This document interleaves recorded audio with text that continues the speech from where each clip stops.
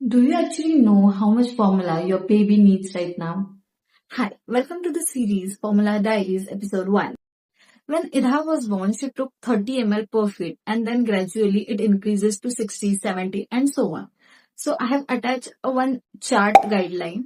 You can see on the screen. You can screenshot it or you can save this screen.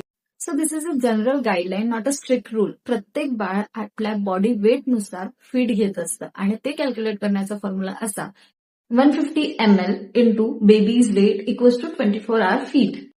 Again कुठल्या दिवशी तुमचं बाळ जास्त दूध घेईल, कुठल्या दिवशी कमी दूध घेईल, and that's absolutely okay until and unless your baby is gaining weight everything is fine.